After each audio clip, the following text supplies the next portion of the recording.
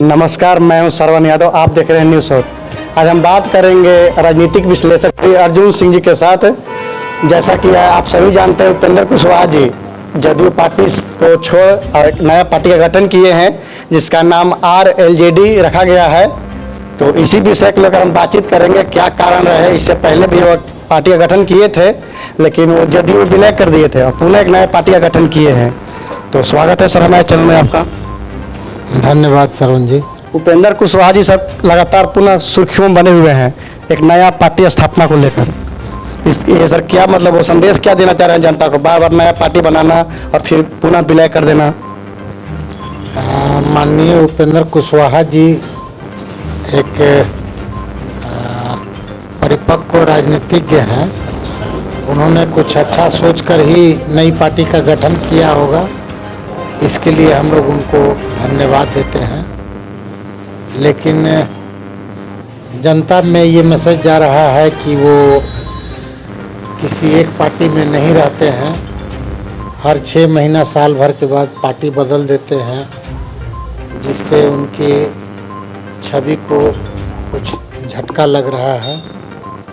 बाकी वो सक्षम है अपने भविष्य के बारे में सोचने के लिए। जो उनके करीबी हैं सर, उपेंद्र कुशवाहा जी के जो करीबी, उनका मानना है कि हमारे जो नेता हैं तेजस्वी जी का नेतृत्व तो स्वीकार नहीं करना चाह रहे हैं कि सारा फैसला जो वर्तमान समय में है महागठबंधन में तेजस्वी जी कर रहे हैं। तो क्या इसमें कुछ सच्चाई है? नहीं, ऐसी कोई बात नहीं है। वो जब पार्टी छोड़ते हैं तो किसी पर इल्ज़ाम लगाकर ही ये पार्टी छोड़ते हैं। अभी जैसे उन्होंने अपने रालोसपा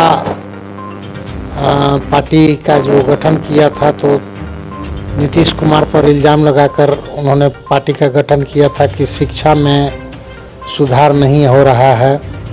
अचानक शिक्षा में उन्हें सुधार दिखने लगा और वो जदयू में आ गए। तो ये उनका फितरत है।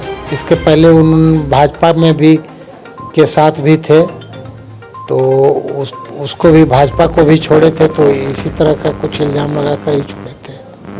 धन्यवाद सर। चलिए हम आगे बात करेंगे सर।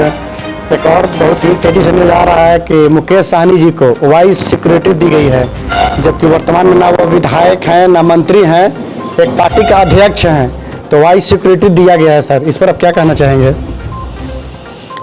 गृह मंत्रालय ने उनकी सुरक्षा को देखते हुए ये निर्णय लिया है कि उन्हें वाई कैटेगरी की सुरक्षा दिया जाए। अब ये कदम बिल्कुल राजनीति से प्रेरित लगती है। जब वो मंत्री थे बिहार सूबे में, तो उन्हें ज़्यादा लोगों से मिलना जुलना होता था, ज़्यादा भ्रमण करना पड़ता था, तो सुरक्षा उन्हें नहीं दी गई। और ये अभी अचानक उन्हें सुरक्षा दी गई। मैं ये नहीं समझता हूँ कि कोई उन्हें खतरा हुआ है या नहीं हुआ है, ये तो विशेषज्ञ ही बता सकते हैं। लेकिन ये पूर्णतः जनता के बीच ये मैसेज जा रहा है कि ये एक राजनीतिक कदम है। 24 को ध्यान में रखा जा रहा है। हाँ, लोकसभा का चुनाव को देखते हुए और उनके झुकाव को देखते हुए। अब वो पता नहीं, अभी तक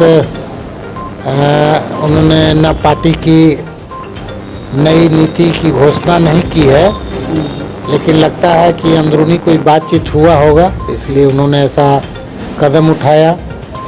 जबकि हमें लगता है कि वो भाजपा पार्टी के साथ नहीं जा सकते हैं, क्योंकि अभी उनका कार्यकाल को समाप्त करना, रिन्यू नहीं करना, उनके विधायकों को खरीद लेना, ये सब भाजपा के द्वारा ही हुआ था।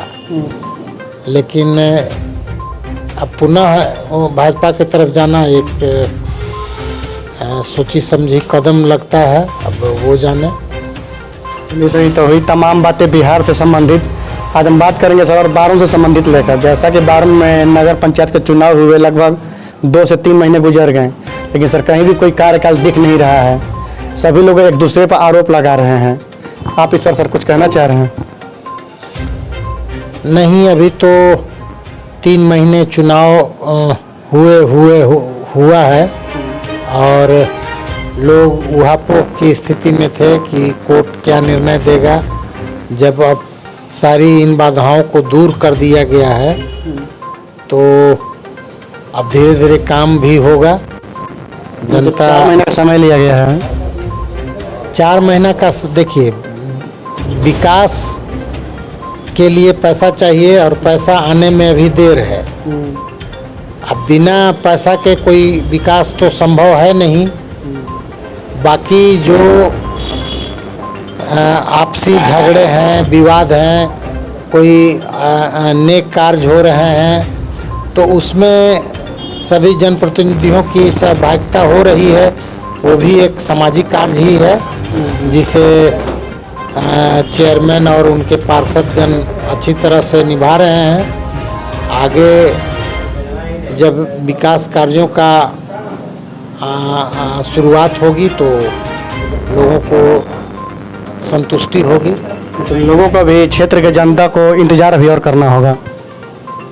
इंतजार नहीं करना होगा। बिहार सरकार इस पर गंभीरतापूर्वक प्लान बना रही है और बहुत जल्द इसका फंड अलॉट किया जाएगा और विकास शुरू होंगे।